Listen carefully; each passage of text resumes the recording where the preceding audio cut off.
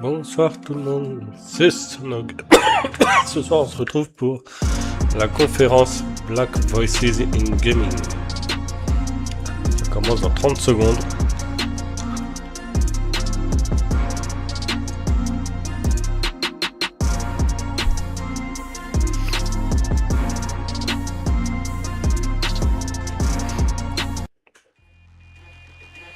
Allez, plus de 10 secondes.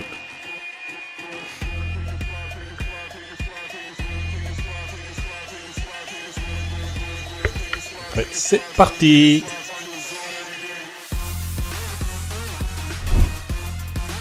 What is happening, my people, my people? My name is Justin Woodward, co-founder of Black Voice in Gaming, The Mix, and the nonprofit Experience Studios. It is a scorching, sizzling summer, and we are kicking the door, waving the fofo with our annual Black Voice in Gaming Summer Showcase for 2026. Our mission is simple. We help support and celebrate developers through grants, network connections, publishers, investors, platforms, and of course, the community of you guys and the culture.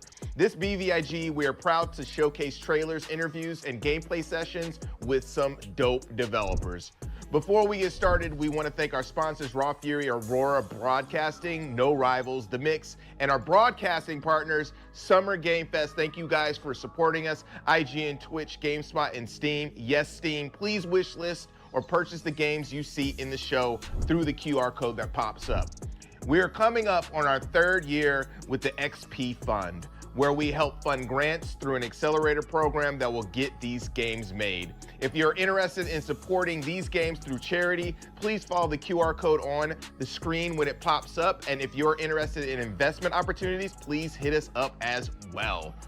Without further delay, I'm gonna pass the mic to Lori and Curtis Baxter to get into the first game. Thanks, Justin. My name is Curtis, and I am joined by my incredible host, a fantastic content creator by the name of... Hi, my name is Lori, and I'm so excited to be here today with you, Curtis, for all of the trailers, all of the announcements. I know, I think it's going to be jam-packed, so I don't know about you, but I want to get right into it. You down with that? Yes, let's do it. All right. Hey, my name's Graham. I'm a Jamaican game developer, and this is my cozy island builder, Lands. It's a game focused on creativity. No pressure, no rules to follow, just pure vibes. It's up to you to create whatever kind of island you want to make, whether it's a lush forest campsite or a vast deserted island. Lands has dozens of things for you to decorate your islands with. And once you take a break from building, even more things are Ça waiting fait un to peu be comme un found. jeu Just Nintendo poke Switch là. around. There are a ton of delightful surprises for you to experience. Now, once you think you're done, show off your hard work by making postcards and sharing them with your friends, because good things should always be shared. Day or night, rain or shine, come and craft your little slice of paradise right here in our lands.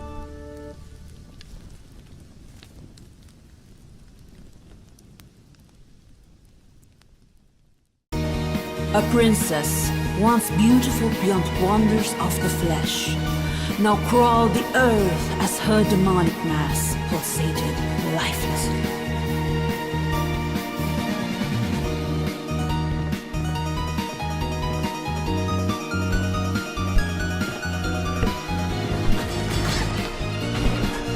C'est pas trop mon style de jeu, mais c'est vrai que ça c'est un peu en vogue en ce moment. Hein. Et les Castlevania et compagnie.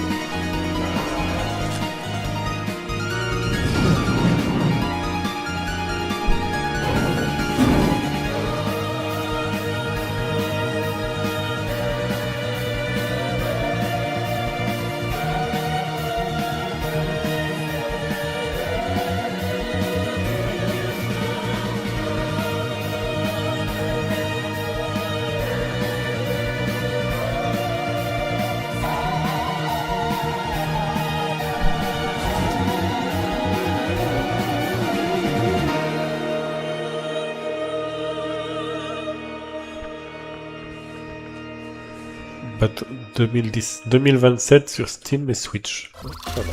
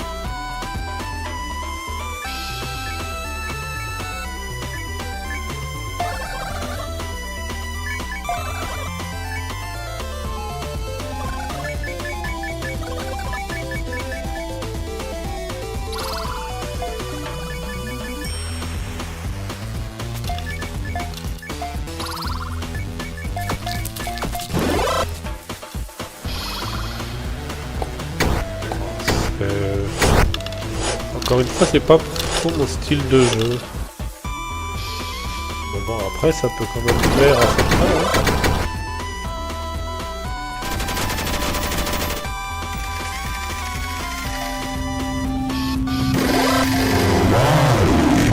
La démo est déjà disponible, mais il n'y a pas de date de sortie pour le jeu. Alchemic Beast.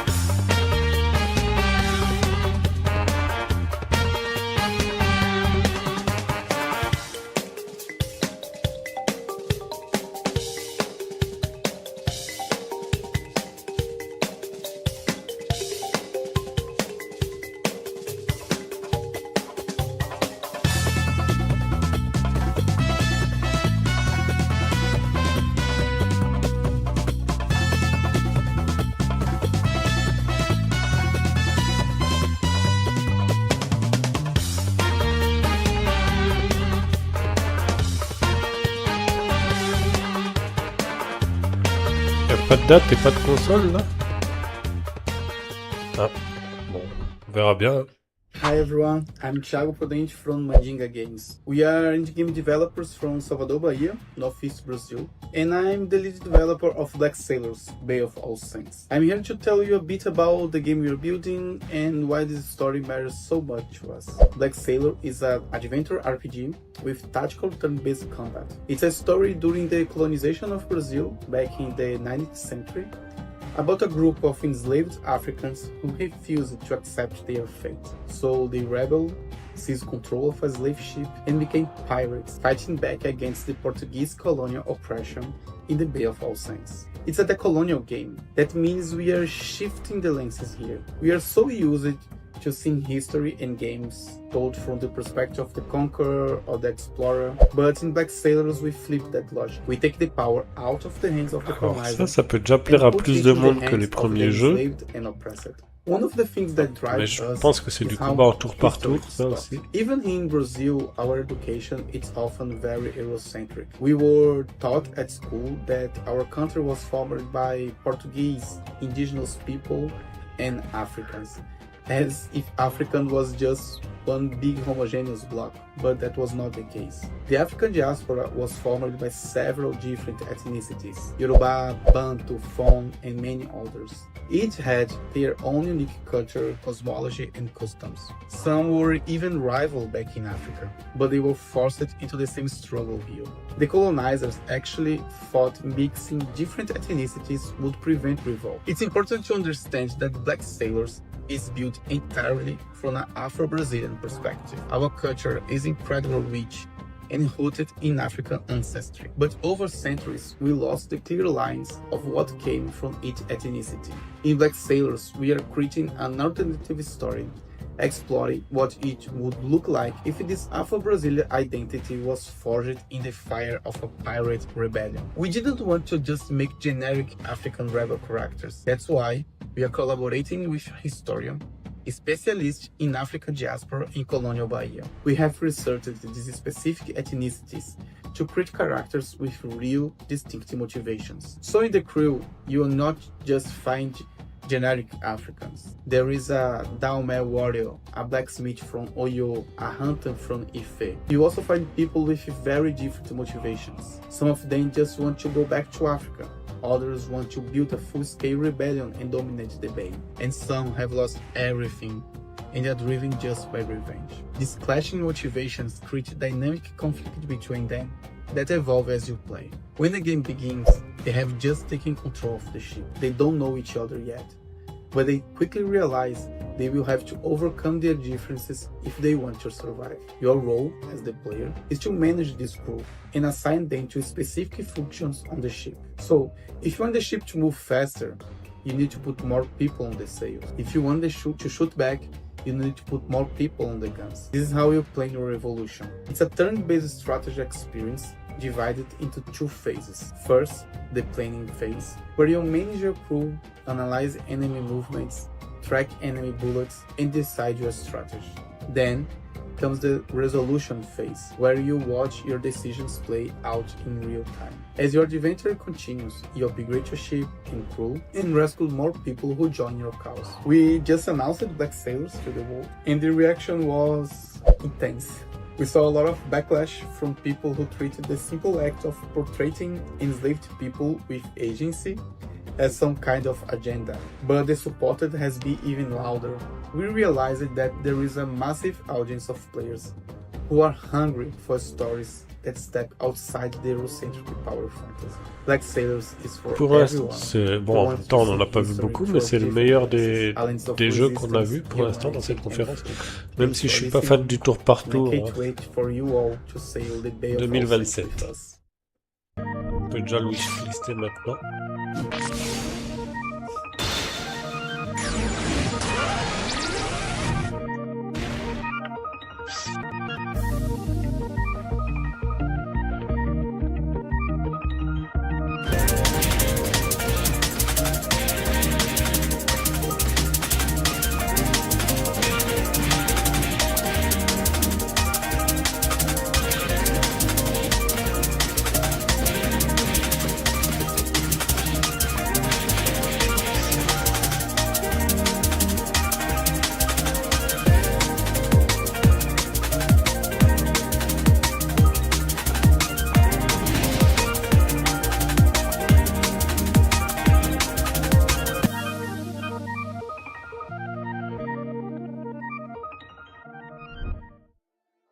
All right.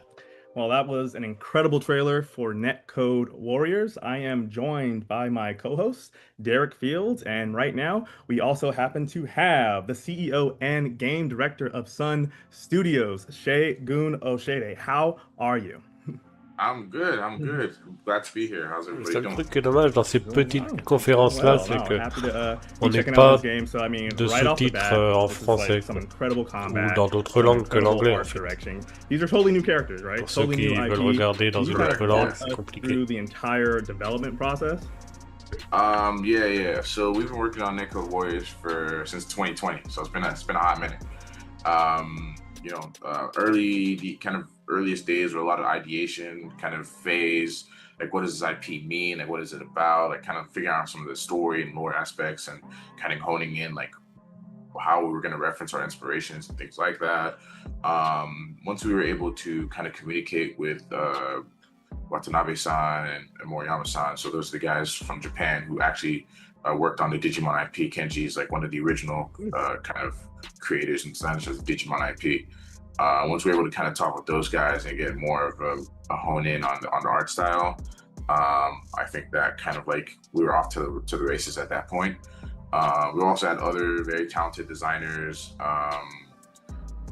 Ivan Fiorelli, famously, I think has done like some stuff for Fantastic Four comic. I think he was the penciler for Fantastic Four for a couple of years. Mitch Lucas has a pretty famous webtoon that's in development called Project Divider. So a lot of very talented artists kind of help shape the artistic vision of the game.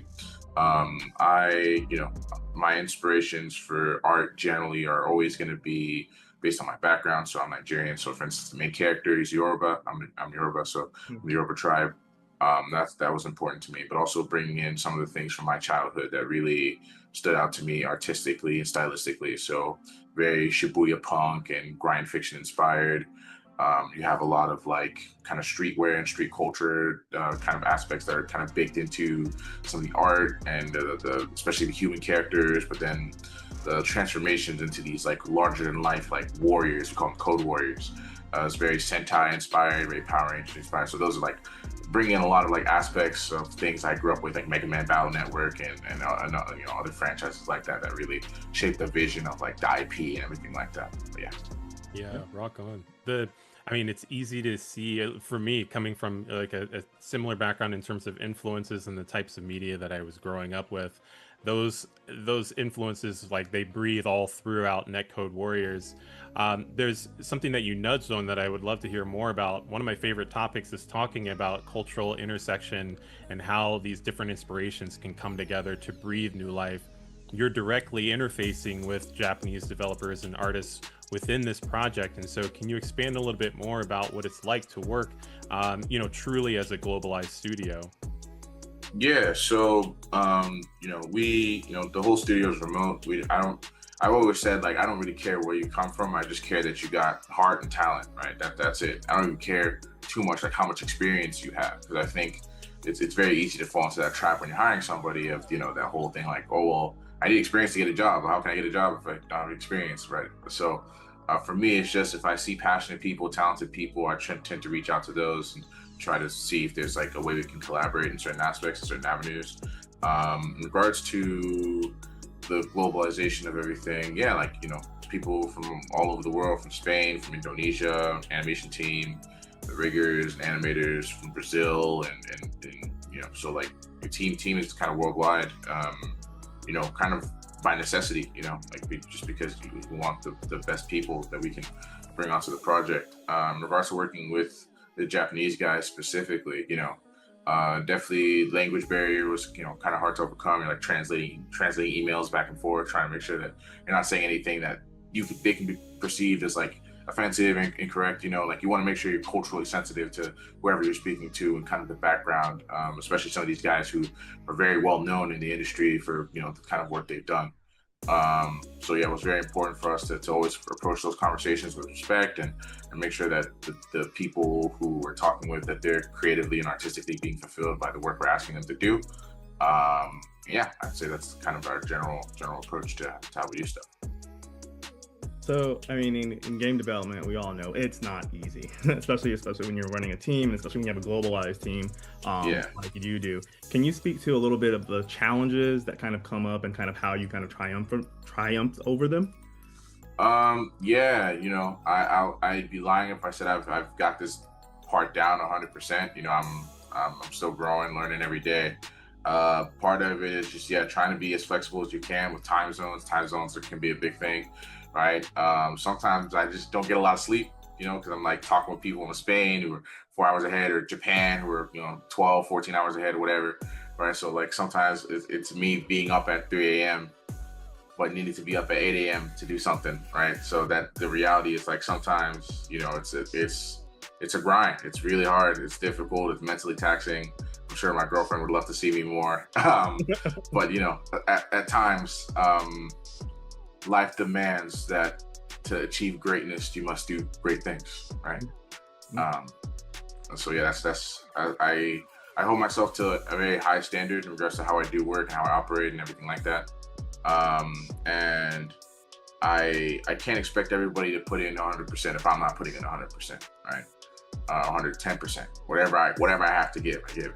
Yeah. Because these projects that we're working on as a studio, they're very important to me. I'm very passionate about them. To me, Sun Studios is poised to be like one of the next premier like fighting game developers, at least based out of the West, right? If we do things correctly, and if we make sure that we're precise and very calculated with how we do things, and that we put our heart into it. So that's kind of my approach to that. Yeah, you said projects, and I love that, because there's a little more that we'll see from you later in the showcase. But for now, to put the spotlight on Netcode Warriors, as a fighting game, this means that we're entering into the fighting game community and entering into a nuance for things like iframes and move cancellations and like hitbox coordination. Yeah. I am arbitrarily gesturing at this as just a fighting game couch player. Dead or Alive was my game of choice, and I'm no longer good at any of them.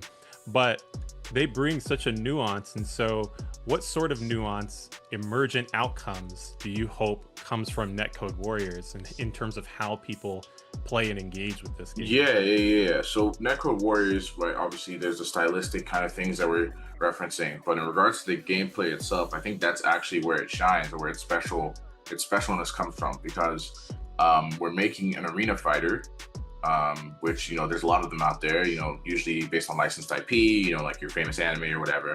But those games are usually designed for a more casual experience. They're not really designed to be competitively deep. It's more about getting to experience your favorite characters and play them in a way that's easy for you to do and easy for you to switch from character to character and just do really cool stuff and kind of put it down and like add a good time or whatever.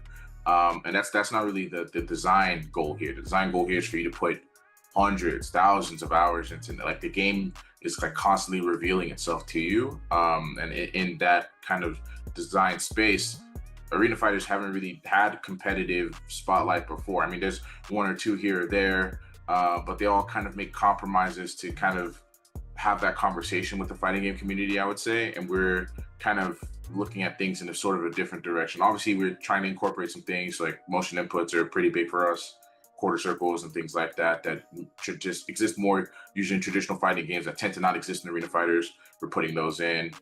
Charge motions and other things like that. But the idea of what an arena fighter is or what it can be is a real expression of freedom of movement in a three-dimensional space that 2D fighters just generally aren't really can't do in the same way, I'd say.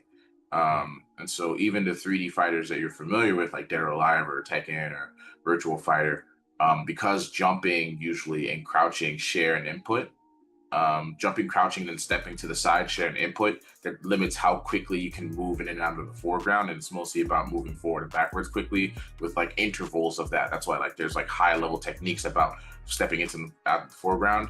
Netcode Warrior kind of approaches it more like there's a real freedom of movement, and the skill and depth is how the decisions you're making based on that movement. You can move wherever you want, but are you moving in the right place at the right time? You can move quickly, but are you quickly adjusting to what your opponent is doing and things like that? So that's kind of the design space that we're in regards to what Netcode Warriors is and what it can be. I love that. We spoke a little bit earlier just about this being, again, a new IP that no one's seen before. Let's say we're fast forward, game is out, it's doing amazing, as I'm sure it will. Fandoms love to interact with their favorite characters. Do the Sun Studios have any kind of aspirations to take those characters and develop them for other forms of media? And what does that success look like for you? Yeah, ça parle un peu beaucoup là. Loosely, On aimerait aussi voir un peu plus de jeux. To be honest, but from what I've thought about, I do think a companion manga makes a lot of sense. Like a one-shot manga, I think would be really. Je les empêche pas de parler de leur jeu, mais là c'est un peu trop. Ils parlent plus longtemps qu'on a vu de bande-annonce du jeu, quoi. I think also there's various opportunities because the designs are so wild and so dynamic, and there's obviously licensing opportunities, clothing, merchandise could be cool. The human characters have these very tech wear kind of inspired outfits, so something that kind of leads into that I think could be interesting as well. But yeah, mostly, manga, animation, novelization. I mean, those are all valid avenues that one could pursue, or one, that we thought about to some degree, but haven't put too much thought into because we're just really focused on making a good game with a good story first. Something I want to make sure is that I don't want people to feel I didn't get this, I have to go do homework elsewhere to understand the game I just played, or the story mode I just played, or to understand the characters that I was interacting with. If that makes sense. We want a full story experience, right? In Netcode Warriors. So really quick before I let you get in, Derek, I want to know. All right, are you keeping the story under wraps, or can you speak a little bit to the story a little bit right here? Because I'm a story guy. Yeah, I can talk about the story a little bit, but essentially, these people, right, humans from all around the world. So that's another thing, is that the cast is culturally diverse intentionally, right? They're from literally every character's from somewhere else on Earth, right? Our main characters from Nigeria. We got somebody from the Scandinavian region, some Japanese, some Taiwanese. American. They're all from different walks of life, from different parts of the world. They all one day, by happenstance, get sucked into this alternate world called the network, right? And the network is essentially this living, sort of breathing world. Sometimes in lore and fantasy, you talk about Gaia, Earth, as a living, breathing thing. In this alternate dimension, that world is alive, basically. And it's overseen by an entity called the Sovereign. and essentially the laws of physics are kind of inverted in this alternate dimension to where energy is an infinite thing, but physical matter is like more limited than it is here. The humans kind of quickly realized that like, oh, if we could funnel this energy to Earth, then we would have potentially unlimited energy, and shenanigans ensue. That's basically the kind of surface level gist of the story. Love it. Love a good story, and I'm glad that you expand on that a little bit. It relates in a lot of what I was thinking about. There was a nugget that you mentioned about the story. Ah, ça a parlé plus longtemps que tous les jeux qu'on a vus là au cumulé. Identity and the expectation of players committing an amount of time to it so that they don't feel like that they have to do homework outside of the game to drive a connection with it. Games now are emerging in a space where let me rephrase and say, all media is emerging into a space where they are competing with each other. So whether you're a game or a cartoon or a movie, the attention space is like a continuously crowded economy.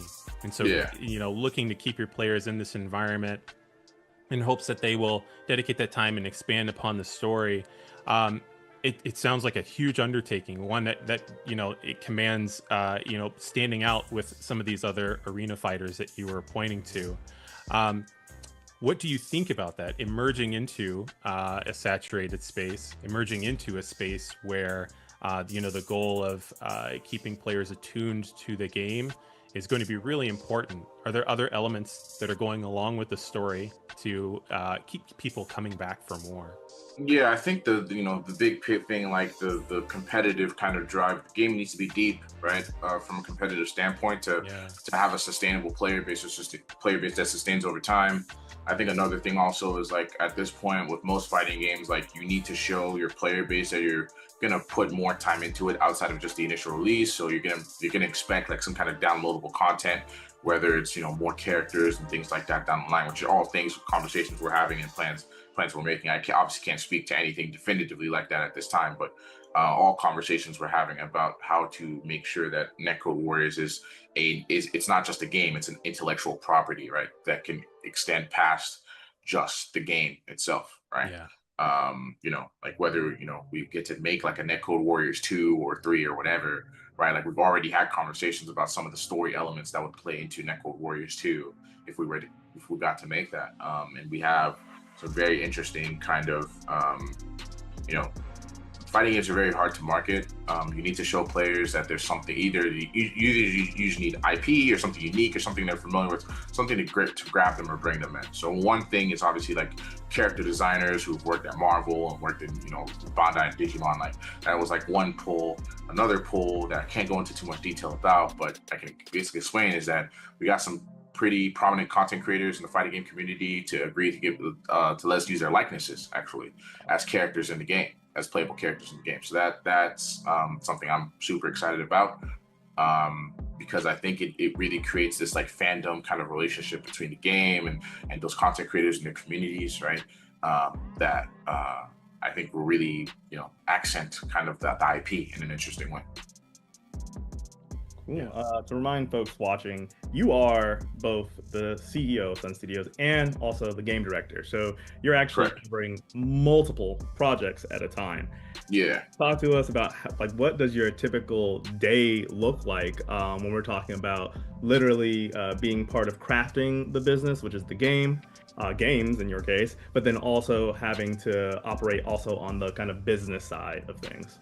Yeah. So, we're currently fully self-funded. So I do have a day job that I have, that I do as well, that, allows us to, and myself and my other co-owners, we all have day jobs that we use that allows to fund the studio. So a decent amount of my day obviously is going to that. And most of my Sun Studios related work is outside of that work day, generally speaking. I mentioned earlier I don't get a lot of sleep. I wasn't hyperbolizing. That's just like generally how things are right now. I'm the game director on both this and our other fighting game project, Saturday and Battle Manga. So I'm the game director on both of those projects at the same time, and so that does demand a lot of my attention because a lot of people need information about what to do, when to do it, and kind of making sure we hit our deadlines, our marketing kind of goals, and everything like Allez, that. on veut des jeux maintenant là. Ça fait déjà plus d'un quart d'heure, on veut des jeux. Hein. how my schedule lines up, but I don't have a specific, like, here's what I do at 8 a.m. and here's what I do at, you know, because sometimes, like, you know, things are the way they are, you know. Yeah. If you're creative, if you're a game director, we know that, you know, some of those regimented moments kind of feel like locking ourselves into a box. Jesse, it's been a pleasure to learn more about Netcode Warriors and understand what you and Sun Studios are doing for not only this, but the other projects that have been alluded to during this conversation. With the limited time that we've had, I've already learned so much, but is there anything that we maybe didn't get a chance to cover that you would like players to know about before we wrap up? Yeah, I think, you know, for us specifically, marketing has been a thing that we would like to do more of, right? I think we're planning on setting up, I mean, by the time this goes out, we probably should have like a Discord server people can join to kind of have community and talk with each other about the game and the characters that have been revealed and have more speculation about the story and different things like that. We want to, you know, kind of announce some of the voice actors that we kind of had conversations with and cast for some of the roles and as well. So yeah, the game's kind of ramping up and the development's kind of ramping up in a very interesting way. I obviously cannot give a definitive release date for the game at this time, but the plan is to release it next year at some point. That I can say that now. Yeah. Next year, that's the plan. Rock on. Yeah. Well, this has been terrific just chatting with you, getting to know a little bit more about you, about Sun Studios, and about Netcode Warriors. I appreciate this conversation a lot, guys. It was a lot of fun. Heck yeah. Appreciate you. If you like what we're doing, then scan the QR code and consider supporting the XP Fund, which helps provide grants to underrepresented indie developers to help move their projects across the next stage of development. Now, let's get back to some more trailers. Des nouveaux jeux.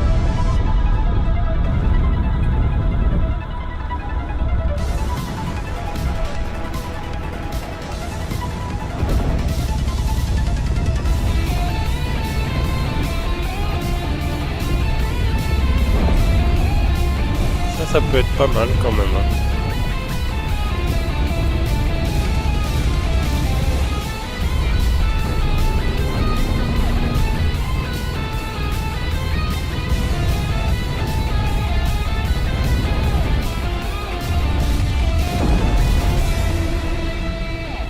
Ils n'ont pas montré grand chose, mais bon. Ça avait l'air assez dynamique. Ah, et compatible Steam Deck aussi. I can't let it end here. This time will be different.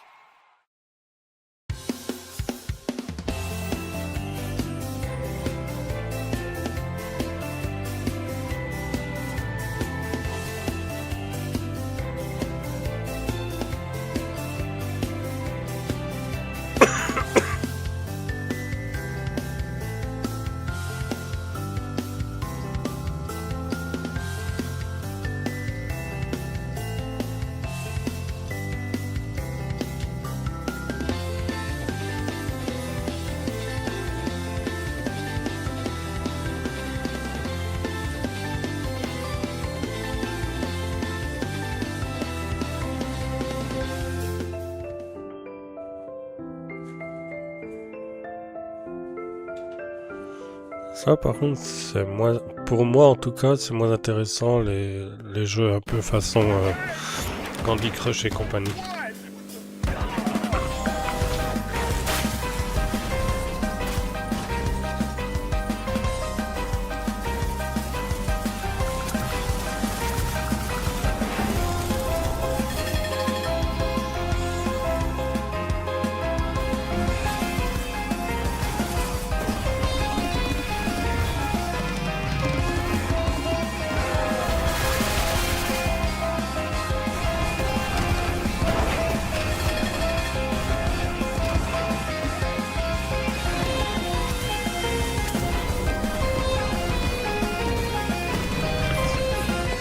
Cool, on peut faucher les gens aussi quand même dans ce jeu.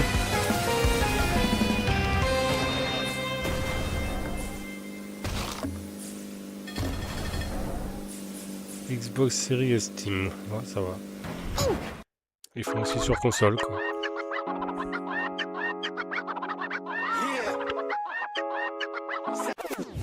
It's time for a new hero.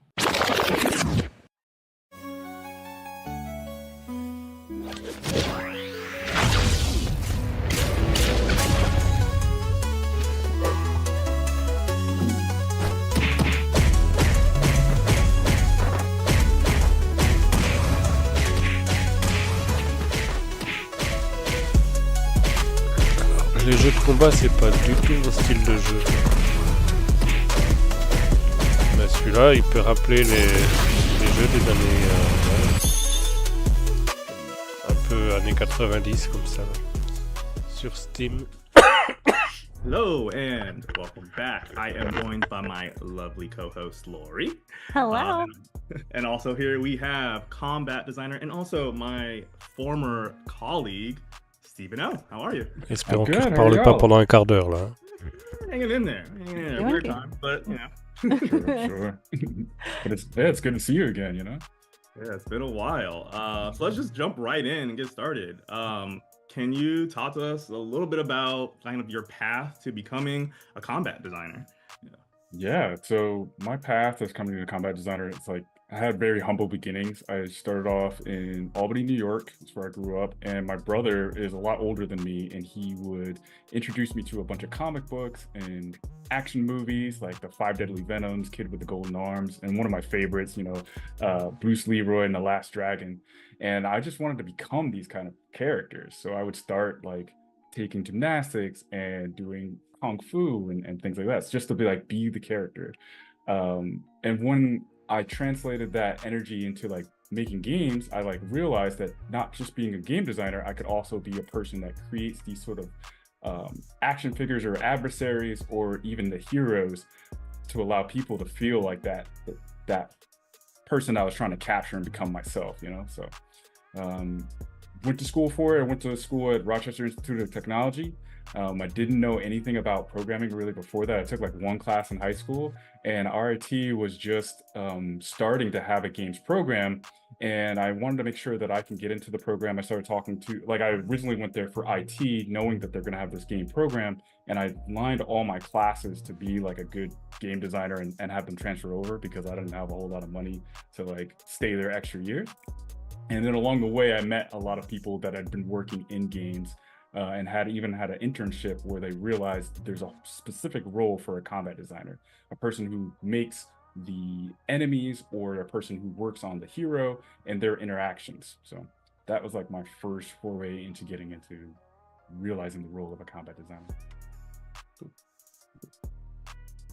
That is really cool. So you said that you took like martial arts classes to that. So what was what was the process of like taking that experience from that and then like applying it to combat design? Yeah, so like I grew up in like moving my body and understanding punches and kicks, right? Being able to throw them yourself. And then you sort of get into the space where you're trying to like read your opponent. They're going to start doing punches and kicks. And as I gotten older, I was like, okay, well, I can't just go out fighting everybody. And somehow like you learn this kind of dialogue with the person that you're like sparring with or fighting with that I like really just couldn't get enough of, because it's like that movie quote from The Matrix: you don't know somebody until you fight them, or you can really learn them as you fight them. Like you start to anticipate their movements, you make moves that you're trying to train them to do certain things, right? And that's great in real life, but you can't do that all the time. So I started playing fighting games, and back in the day, PlayStation came with a demo of Tekken, and it had the same movements that I had like learned when I was growing up. So I started doing like amateur competitive Tekken matches all the way up until college. And in doing that, I learned like frame data and different things too. So it's a little bit of like learning how my body moved, understanding the mechanics of making a good punch, then being able to read that mechanic in the actual games, like how the characters were throwing punches and the frame data and the speed that it happens, that allowed me to take all that knowledge and translate it into these are how we're going to make these characters readable. This is how we're going to Désolé pour la mauvaise manip avec la souris. There's meta style to it as well, of like, okay, well, this is for a person who wants to be a rushdown character or a zoner. This is for the people that like grappling. And you just kind of have your expression. And then as you play your friends, you kind of know their behavior, and you're like, okay, he knows that I'm going to do this, and I know that he's going to do this, so that's how I counter it. So a little bit of that. That's super dope. This is a really good natural segue into this next question. You talked a little bit about it being kind of a dialogue and kind of learning how somebody fought. Like, I'm interested to know, what is your approach? Like, let's just say it's a clean slate. This character's never been done before. What is your approach to coming up with this initial combat design for characters? You really want to come up with like, what's the core fantasy of this character? What is his background? What is their background? Why are they trying to express themselves through violence, right? Like, how are they going to communicate? So somebody who might grow up in an adversarial environment, they might feel more aggressive, or like, you have to beat people to the punch. Like, the world is so chaotic around me that I have to be more aggressive to get stability. So the first thing I just try to do is like, what is the character's fantasy, and then build that kind of backstory that fits with them. And then I look at gameplay moments that are going to support that. Like I just mentioned, if the person has to be hyper aggressive, and I'm like, okay, maybe their stance is always going to be slightly forward, and they're going to be a more aggressive pose, and they're going to have more dominating moves that like either armored, or armored meaning like they absorb a hit while they're giving a hit. Or if I'm going to make somebody who grew up in a little bit more naive or more playful, maybe they're going to be more standoffish back, or like they kind of think that even in the heat of battle, it's like a game, or like it's silly to them, it's like fun. They're going to be more like fluid in sort of their movements and playful in their actions. So you can have like two different fantasies that have these many different play styles that can even go with it. So love that. I love that. Yeah. And another thing too is that you spoke about dialogue. How does combat design relate to other elements of the game, such as narrative? Yeah, I often think that like in a fight, you're going to have this natural back and forth of like taking turns. Basically, you're saying things and they're responding to it, right? So there's already this like action and response that comes from just the moveset alone. But you could tell a dialogue through, or a story really, through the environment. How did it change over time? You don't always have to show damage on an actual character. You can show how things are breaking in the environment. You can show how this person's getting a little bit more desperate during the fight, how there is a reversal or double down. Basically, like, you think they're winning, and then they do something and now you're losing, you're on the back foot. So that's just the choreography of the fight, how it can turn into dialogue. But there's also maybe they learned a new ability, maybe something that's unlocked from them, from a core memory. How does that fit into the story? How does this new unlockable mechanic fits thematically to where the character's goals are, and how does their opponent stand in the way of that goal? It's not always good versus evil. It might be my goals versus your goals. You want to, make the world feel all the pain that you felt, or you want to stop the world from feeling pain ever again, and that just puts us at conflict. Absolutely. Fair question. I have another question for you. Are there any types of styles of combat you've really yet to see in a game? And how would you kind of approach that? First of all, what are they? And then also, how would you kind of approach that and want to bring that into the game? Oh, well, I feel like I've seen a lot of different martial arts, a lot of different styles in games, and I kind of specialize more so in melee combat. There's a lot of different ways to approach combat with magical abilities or gunplay and different things. So I don't know if I can really speak to a style I haven't seen at all, because even capoeira, we're starting to see a bigger resurgence in that, but we haven't seen a whole lot of African martial arts. I don't think there's as popular or is as documented in the world of these different styles of African martial arts. And if I could speak to how to do it, I don't think I would give that away right away. I think that would be something. I think that would be hey, I'm going to do this game that has some African styles. But one might go with this approach, where we're thought of life had started in Africa. What if the original African martial art is what it brings in all these other different styles? Basically the style that whether it be Muay Thai, Taekwondo, or Taido, or something like that, evolved from that style, that original martial arts style, and that expressive style. So, how could you make this a interesting origin style that encompasses the different things? So it's oh, you thought you knew this, but I invented it, and I actually didn't share with you all the pieces. You just have a fragment of everything I know. Yeah. Just like you didn't share all the ideas that you have right now with us. I get it. All right. That's a freebie. You can try to do that. Go ahead and try. The other idea. Yeah. Talk after the call. I got you. So I kind of wanted to go back to when you were talking about your like taking martial arts and whatnot. What was your favorite like martial arts, I guess, inspired piece of media, like as in like a film or a video game that like really inspired, you know, you as a combat designer? Oh yeah, there's several. I mean, even to this day, like I love John Wick movies. I love all these other new action films that are coming out. The earliest ones for me would have to be like Kid with the Golden Arms or Five Deadly Venoms. Five Deadly Venoms is sort of like your Avengers before they were Avengers, right? Like you have these 5 different styles that had these like tropes and things with them, but you start to get the super abilities, the centipede really fast, the snake agile, the toad invulnerable, right? And how do they play together? So that was influential about like, how do you come up with different techniques that speak to the theme of the character you're making, and then how can they be opposed to each other even if they've like learned from the same school. But the other one that was super influential to me, and I feel like it spawned like Dragon Ball Z in a way, is got to be The Last Dragon, right? Like it's a cult classic. Maybe it's not the absolute best movie on the planet, right? But there's so many things about the character progression. Like you're already a master, but it's inside, or you know, you need to break through these own limitations that you have. And the glow is totally going Super Saiyan, and that's like a designer signature that I put in a lot of characters that I worked on. If you know, you know, like a lot of the things that I worked on, they eventually get the glow or go Super Saiyan, right? So those are a couple. I mean, there's so many more. The raid for me, on Bach. I train Muay Thai to this day because of On Bach and things like that. So yeah. Oh, the raid is intense. It's anxiety. It's sad. Yeah. So good.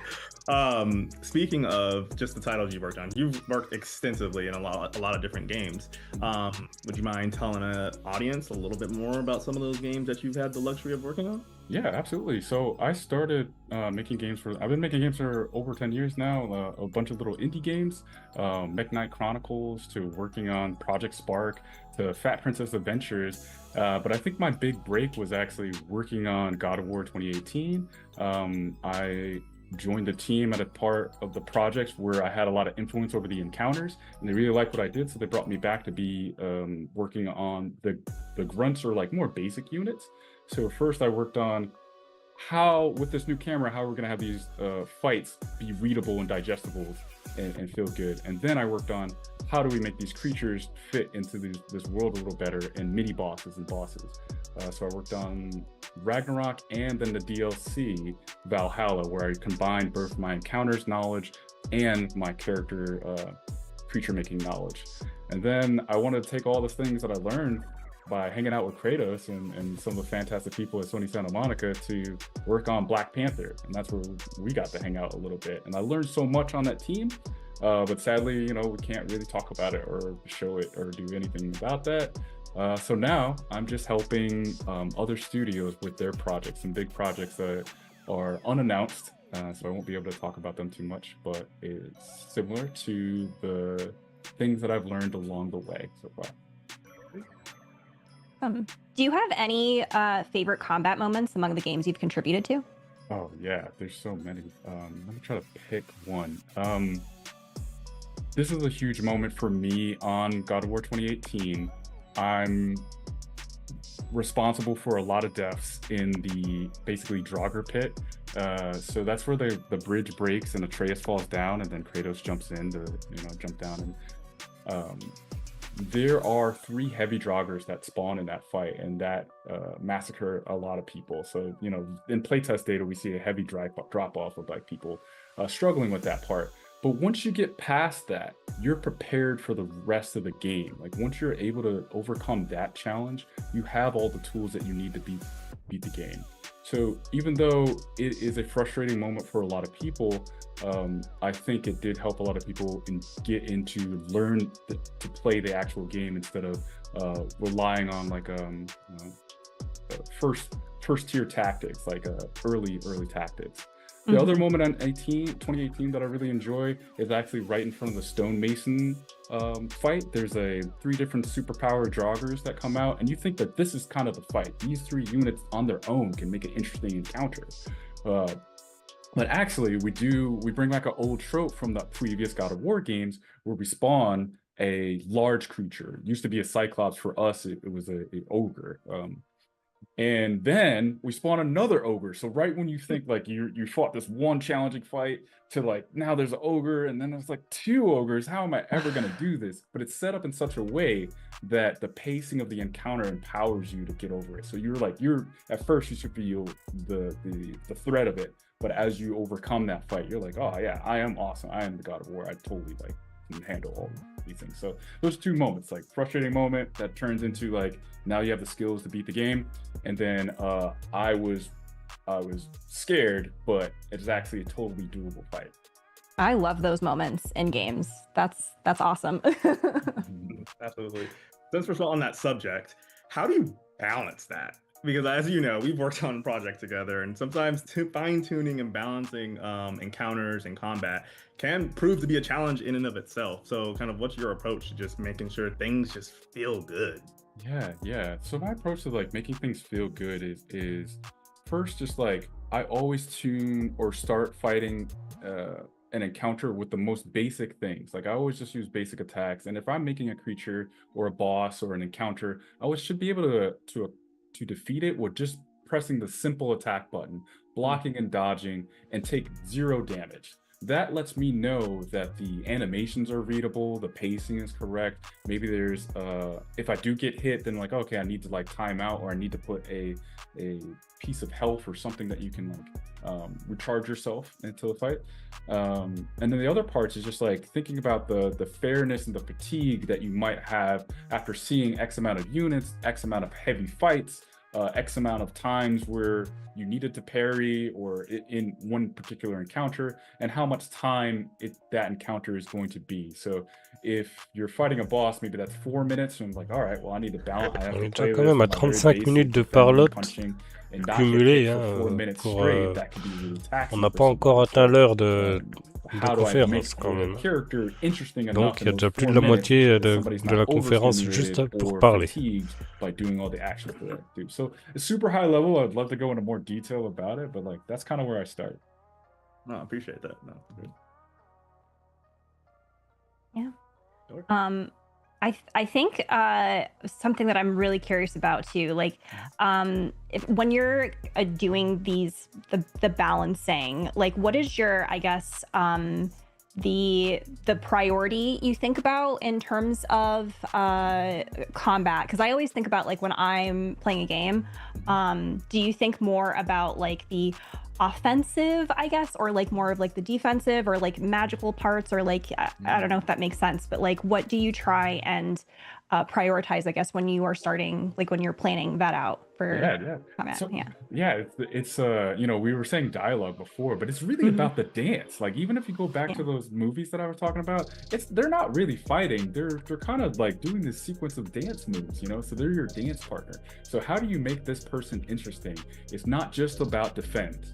If the player's just defending, then that doesn't feel really good. I'm just kind of waiting for my turn, and then I parry, and then I just beat them up or something, right? So what other action verbs can we get? I need to dodge out of the way. Sometimes I need to parry. Is this my opportunity to take my turn back? Can I do this risky thing sometimes? If I do the risky thing sometimes and I win, great. But sometimes I do the risky thing and I get punished. And I was like, I shouldn't have been able to do that. And that needs to be clear. So my priorities start off with, how do we make this dance interesting? Both the player and the combatant have verbs where they can go back and forth with each other. How do I make it readable is the second part. Now that we have those verbs, you need to defend at this time.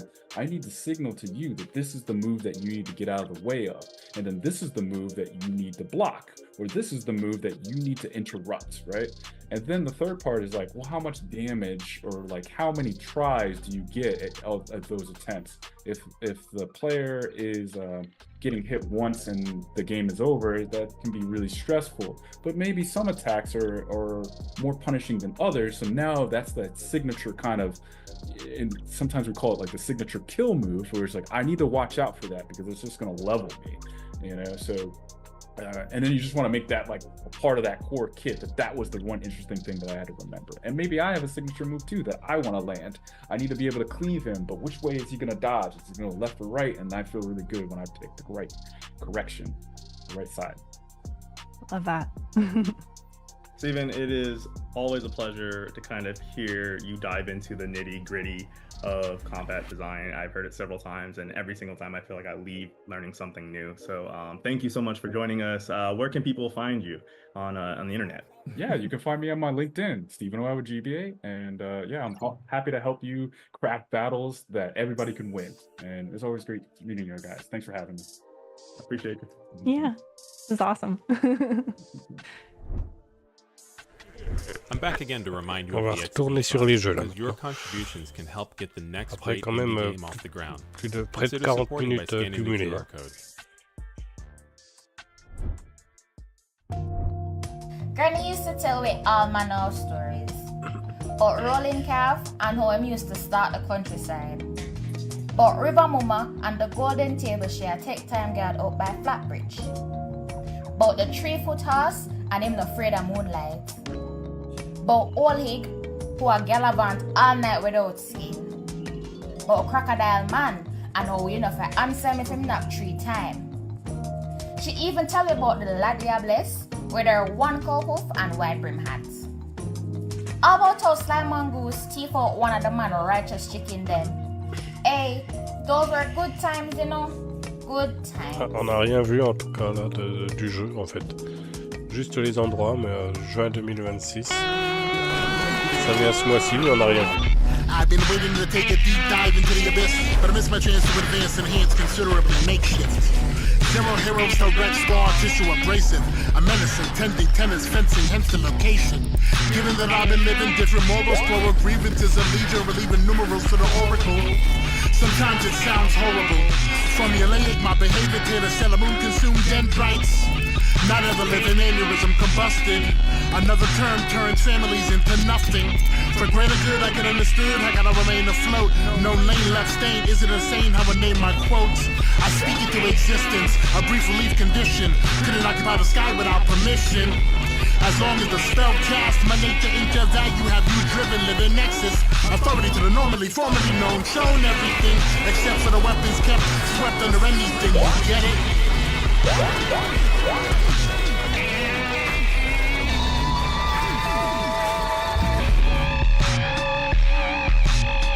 Ouais, celui-là pareil, ça vient ce mois-ci, mais non, il me tente pas. My name's Xavier B. Johnson, and this is Diesel Nights.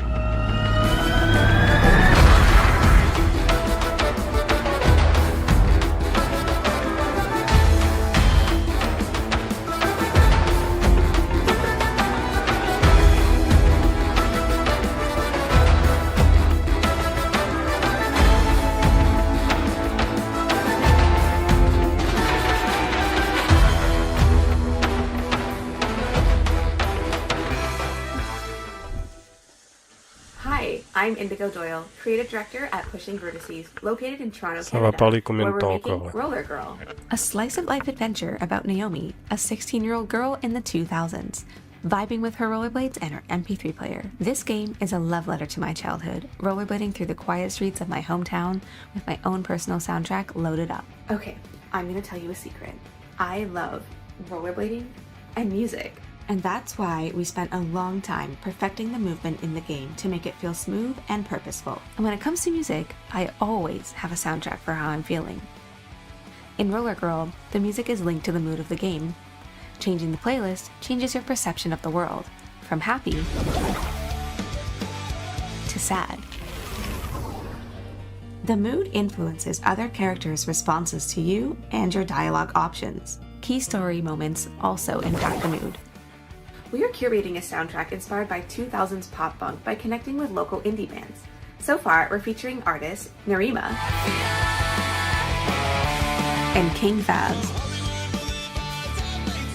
There's something about the way it feels to effortlessly glide down a smooth street. Your favorite music playing in your earbuds, and for a moment, it's like time stops, and you're just in a flow state. That's what Roller Girl represents.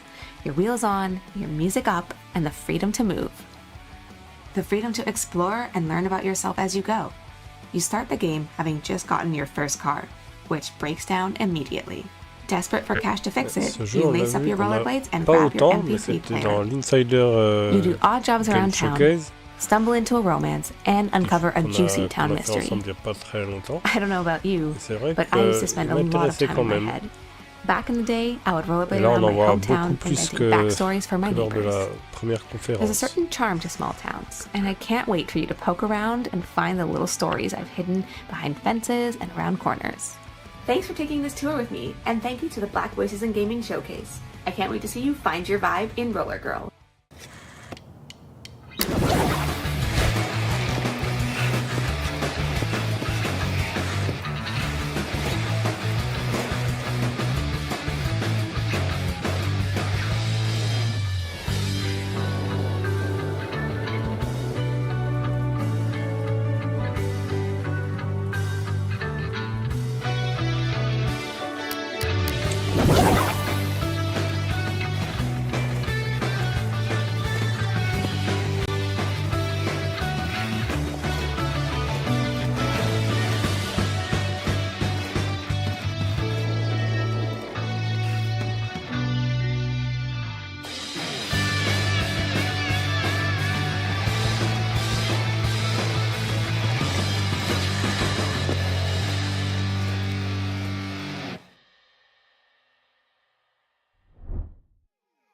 We are back with Black Voice in Game. You see how that we just like push right into it. I am here with Lizette and Marcus Montgomery, Cornerstone Studios, and they are working on your first game as a studio, which is Carrier Cuties. It has like a really interesting premise to it for sure. But I want to know how you guys started Cornerstone Studios, because it's like you guys are like super vets. Even I'm like just the stuff that you guys have done, it puts me in awe.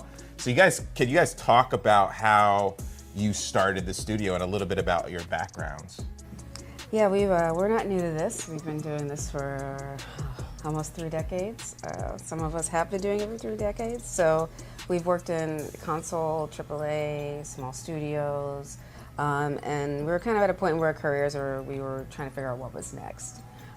We've worked with the biggest titles and the biggest IPs in the world, so we thought the next step for us was making our own IP and starting our own studio. That's super awesome. And kind of what led you to, you guys know I'm a big fighting game fan. It's like my favorite genre. I play every fighting game. How did you kind of come up with this style of game and kind of want to make a fighting game for your first title? A lot of this comes back inherently. I come from that arcade area. The arcade era where fighting games was really prevalent. I like that twitch, fast responsive sort of gameplay. It's a lot of the games I've worked on prior have had that. And so this is kind of just falls into that pocket.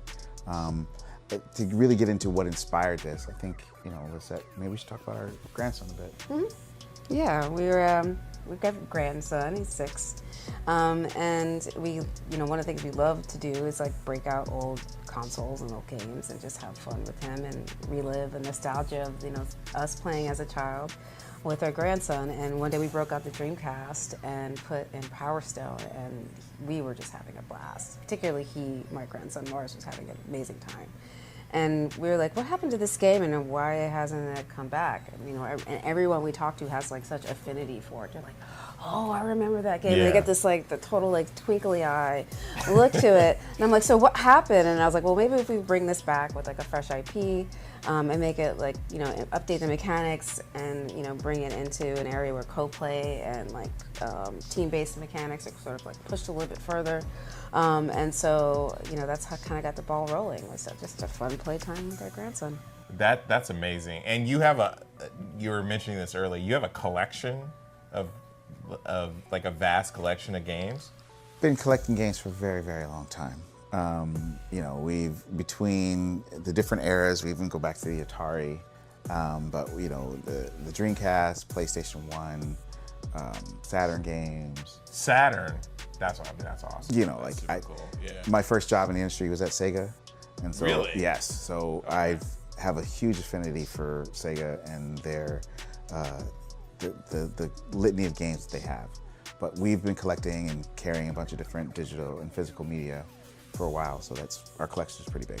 So, it also doesn't help that you have like an encyclopedic knowledge of game design. So that also really, helps. I may need to hit you up about that. Now for my own, you know what I mean, resources and whatnot. No, that's really cool. So if you're looking at your library of games and your grandson, you know, was a little bit frustrated at some of the games that he's playing, what made you like decide to pick this one? Like from, you know what I mean? You're just like, do you remember this particular Power Stone? And you're just like, with kids, you expose them to a lot of different things. You never know what's going to stick, and so we're always, since he comes over and plays with us, there's certain things he likes and certain things he he wants to play just because he's familiar with them.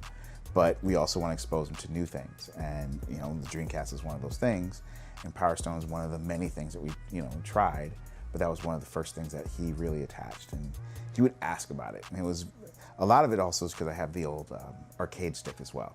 So you had the arcade stick? Yeah, and he saw the stick and he was like, "What's that?" And I was like, "Come, son, let me show you that must what be this is about." Yeah, fantastic to expose.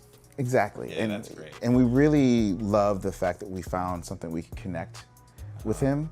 And we find that to be a very unique experience, and we want to make sure that how can we replicate that, not just for us, but for other people as well.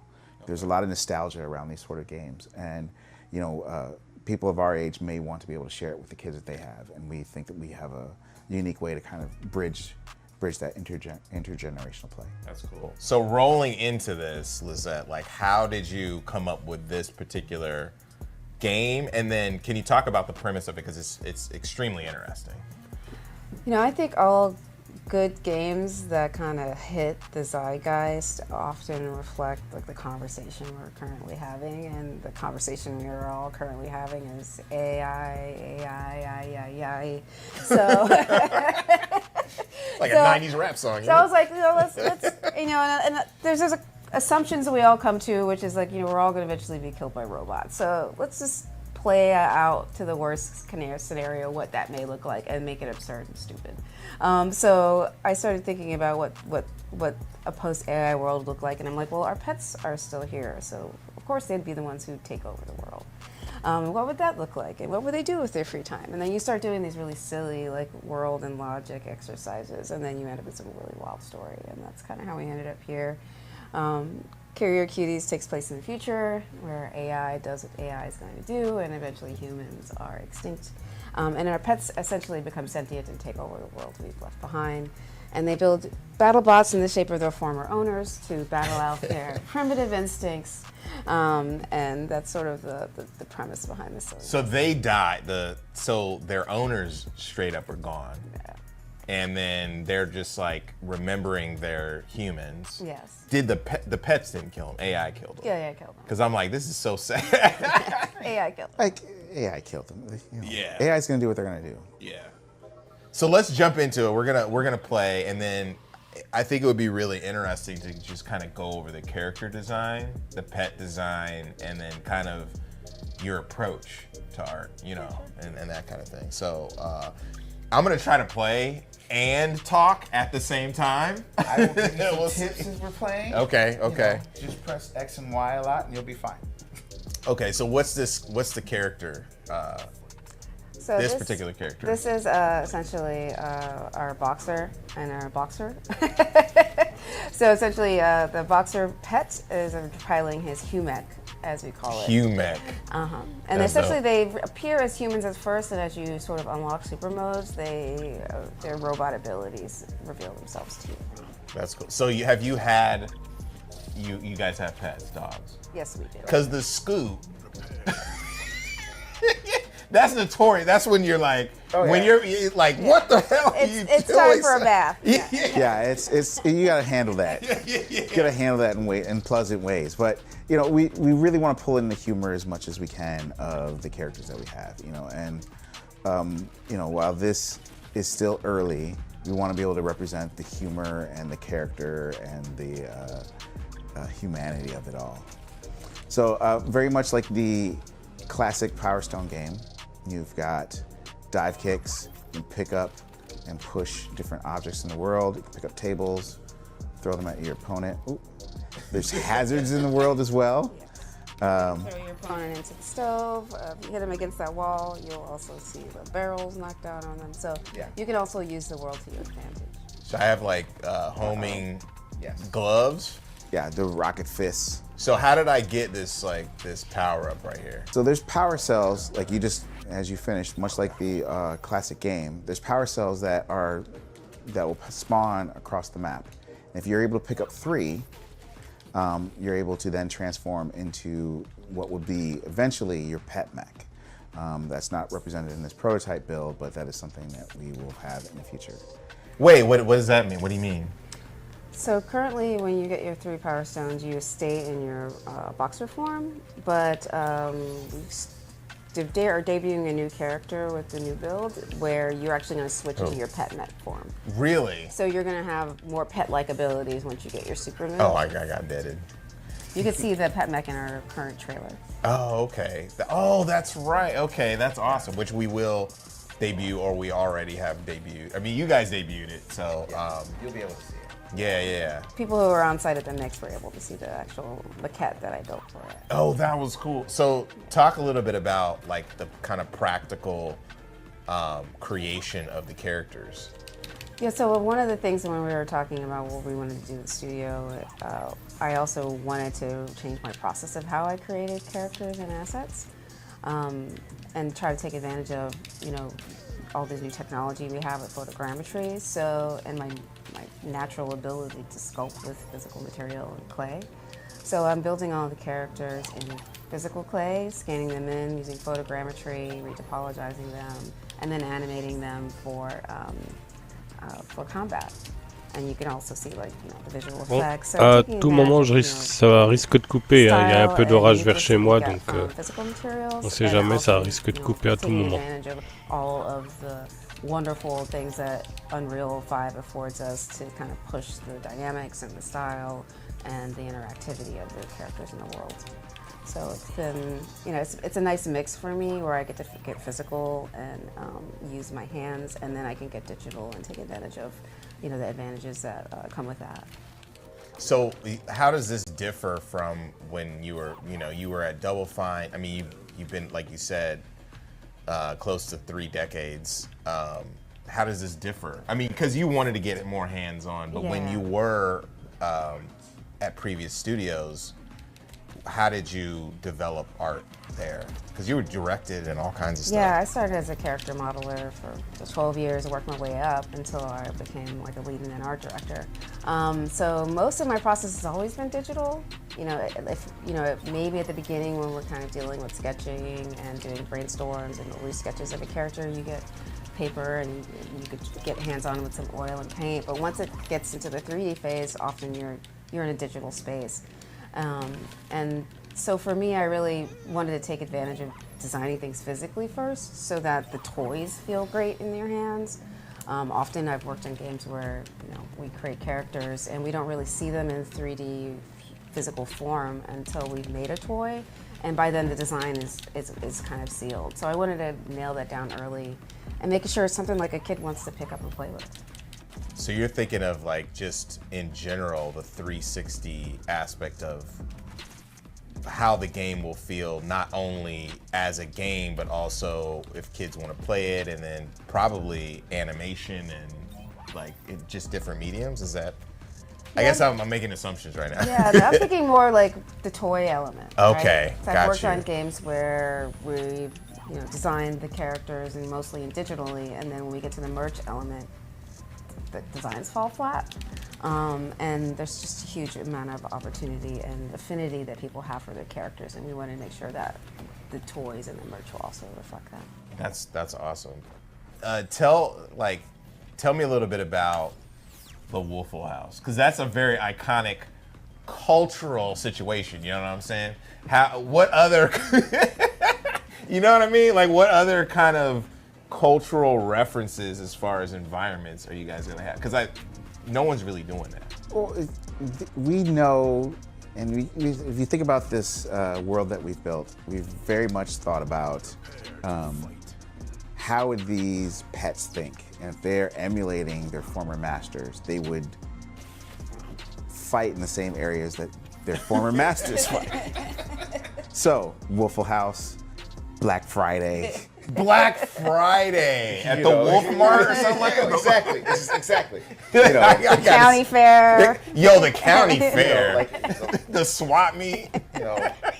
This is going super like, you know what I mean? Pawchella. Pawchella? Like all these different things, right? Pawchella. Outside the porta potties, all these, like, where do people fight? Little League games. Little League games. So, but the thing is, this is kind of an extraction. Paul Warner. Exactly. It's an extraction of where would people fight. Well, essentially, if AI engulfed all On dirait qu'il joue sur la démo là. Il y a qu'un seul environnement, c'est toujours le même. That is fantastic. 50 000 fois les combats. That is so amazing. Le résultat peut changer. I know you don't have it in here, but the bystanders. Donc une fois sur deux. So people don't have the dope mechs. We are actually. One of the things my grandson keeps asking for is he wants us to throw people through the window and then have the people on the Si la démo c'est juste un seul environnement, on va vite s'ennuyer quoi. Je sais pas, faudrait qu'il change un petit peu. Yeah. So we're looking into a lot of this is there's so much to be explored, right? And there's so many callbacks and references that we want to pull into the game itself, and we can build into this that we are really excited to kind of chase down. What other animals are going to be debuted in the game?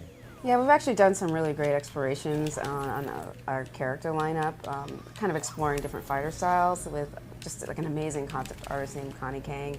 She, one of her books is called Metamorphia, and she kind of focuses on this really great translation of animals into human. And so we wanted to kind of play on what would a house pet look like, and the likeness between a pet and their owner.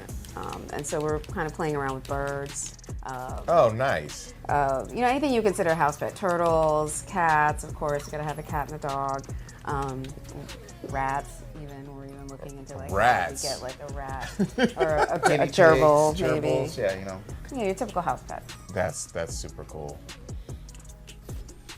So what are you, how far are you into, I know you guys are pretty early on, how far are you into development and kind of where are you going to go from here? This is probably 5%, if that, right? We are at the beginning of our journey. Yeah. And one of the things that's been really great about this is that this is just even the start of our visual look, right? And there's still a lot of look development to go on. There's still a lot of mechanics to integrate. There's a lot of different things that I want to try and get into the game. I want to try and push this so that the game is very approachable for intergenerational play, so you can play with your kids. But I very much think of this as play with your kids, put your kids to bed, play with your friends, right? And when you're playing with your friends, you want a little bit more depth. I want to put a lot more emergent or discoverable mechanics that can be in here to kind of push the play space of it. You have games like Power Stone, where whenever you get knocked down, you only lose one power cell. I'm thinking, what if we added a little bit more skill into it, where if you throw an object and it's kind of not targeted or automatically thrown at the person, but you're leading the person and you hit them at a particular distance, it might drop 2 power cells as opposed to 1, right? Trying to find ways to add a little bit more nuanced play so that you can discover new tactics to outplay your opponents. That's interesting. I remember, I'm a big fan of Power Stone 2. Power Stone 2 felt less of a fighter because the worlds were everything was moving and that kind of thing. But it'd be interesting to see what you guys do with the environments, even extending and that kind of thing. So that's awesome. One of the best things I think about Power Stone 1 or that sort of thing is we want to make sure that the game is focused on defeating the other team and working together with your partner to make that happen, right? The arena itself is a character, and we want to make sure that the arena kind of shines as well. Being able to kind of expand the play space, think of being able to knock people through walls, as we talked about earlier, through the window, and then be able to fight in a parking lot, right? So there's a lot of places to take this game and to explore different mechanics and different events. Yeah, we really want to make sure the environment feels dynamic and that you can throw a character in front of a moving subway train, for example, at a time, a hazard. So we're kind of really looking at making the arena a character all its own, and that it adds a level of randomness that makes every match fun. Yeah, and the pets aren't going to get hurt. Of course, that's why they're in the box. Okay, that's not your pet. Yeah, because I was about to say, you know what I mean? Throwing it in front of a subway, you can't. No. You can't. You can pet the pet mechs, but they're bots. Yeah, okay. Yeah. So where can we find out more about Carrier Cuties, Cornerstone? You can find our Steam page, Carrier Cuties, Pets and Mechs, but we also have a site that you can go to. It's really easy, Seastone Int Studio, start page, and you'll be able to look out, find more about our Discord and be able to join, be able to wish list and even see more updates that are coming. And you can follow us on socials at Seastone Studio. Seastone Int Studio. Seastone Int. I was like, you hear me? I like hesitated, like Seastone. Seastone Int Studio, and that's on all platforms. Awesome. Yeah. Thank you guys for coming through and allowing us to play your game. And congrats on everything. I mean, jumping in feet first to make a game in a studio is not easy. Thank you for having us. It is not for the weak. No, not at all. All right, on to the next segment too. This was awesome. Thank you guys. Thank you. Thank you. Before we go, if you want to help developers get their game across the next stage of development, Est-ce que c'était then la scan fin the ou est-ce QR qu'il y aura code and d'autres consider jeux? supporting the XP Fund.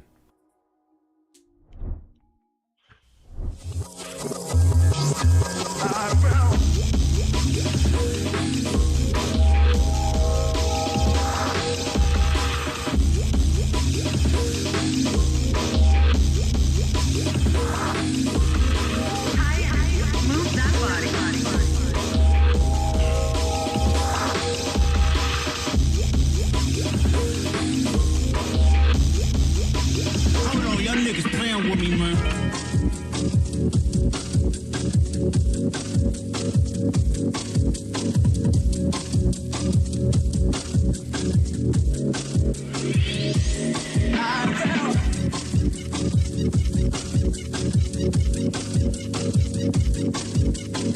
Let's get fired up.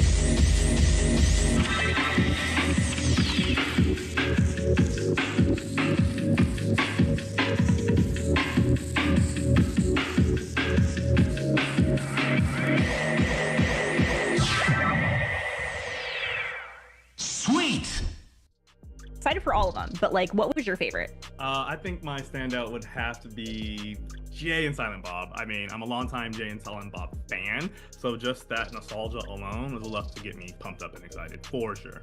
Valid. Yeah. Real quick, I want to give a big shout out to all of our devs today, Jesse, Steve-O, and the entire Cornerstone team. Be sure to put a lot of those games, most of those games, on your wish list while you can, and we are going to toss it over back to Justin.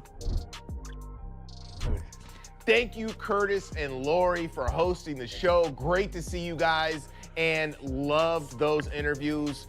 Love the devs and all the Je so pense good. que là, c'est la Thank fin. you all for tuning in and the developers who are participating in these showcases and in this one in particular. Make sure to follow the developers on their socials, wishlist, buy, and play their demos. If you are interested in helping to fund some of those projects that you saw on the show, you could donate to the XP Fund through the QR code on the screen and connect with us if you're interested in additional investment opportunities. We have to give it up to our partners, No Rivals, Aurora Broadcasting for being on the ones and twos, Raw Fury for helping to make this thing possible, and our broadcasting partners, Summer Game Fest. Thanks for including us again, Twitch, IGN, GameSpot, and Steam. Make sure to catch all of the other awesome showcases happening this week. There's so many of them. The Latin America Game Showcase, Women-Led Games, Southeast Asia Game Showcase, Frosty Games Fest, Wholesome Direct, Story Rich, Planet Play, India Game Showcase, Day of the Devs, and more. My head's about to pop. Again, I am Justin Woodward, co-founder of Black Voice in Gaming and the Experience Studios platform. See you guys soon, and peace.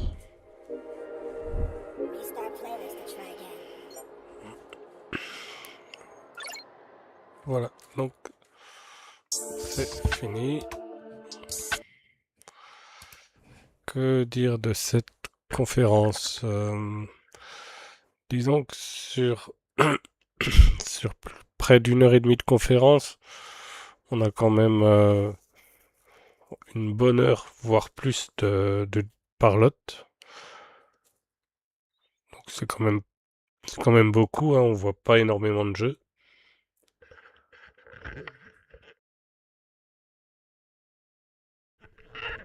Après, il y a quelques jeux qui sont intéressants quand même, hein. Enfin, pour moi, j'en ai qui m'intéressent. Pour d'autres, ça peut être d'autres jeux. Donc, c'est toujours intéressant de voir. Mais sinon, c'est vrai que, en plus, comme c'est pas traduit en français, on comprend pas toujours ce qu'ils disent, à moins d'être très bon en anglais. Donc, c'est un peu, quand ça fait que parler, c'est un peu trop ennuyeux, quoi, je trouve. C'est juste ça le seul point. Enfin, c'est quand même un gros point noir de cette conférence.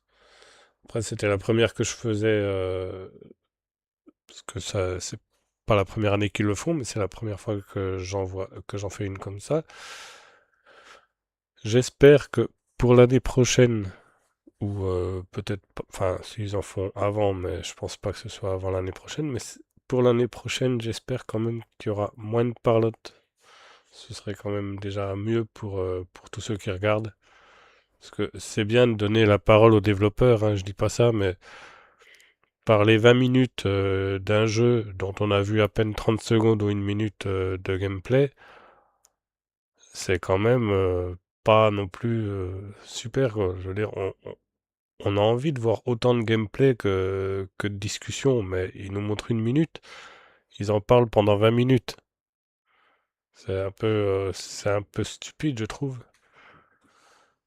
Mais c'est bien qu'ils donnent aussi la façon dont ils ont, enfin, leur vision du jeu, s'il n'est pas encore fini, ce qu'ils envisagent d'en faire et tout ça, c'est pas un souci. Mais en parler 20 minutes pour 30 secondes ou 1 minute de vidéo, je trouve que c'est pas, pour moi en tout cas, de mon point de vue, c'est pas forcément la meilleure chose à faire, quoi. Ou au moins que pendant qu'ils parlent, on voit aussi d'autres images du jeu. Ça pourrait être intéressant, mais là des fois on voit 20 ou 30 secondes et c'est tout. Après ils en parlent pendant, enfin peut-être pas 20 secondes, mais ouais, on n'en voit pas énormément de temps et ils en parlent pendant 20 minutes. Donc voilà. En attendant, si vous avez aimé la vidéo, n'hésitez pas à vous abonner, à mettre un petit commentaire, un petit like. Quant à nous, on se retrouve juste après pour le State of Play de PlayStation. Et là, je pense qu'il y aura plus de jeux intéressants et moins de parlotte que pour cette conférence. Allez, à tout à l'heure tout le monde.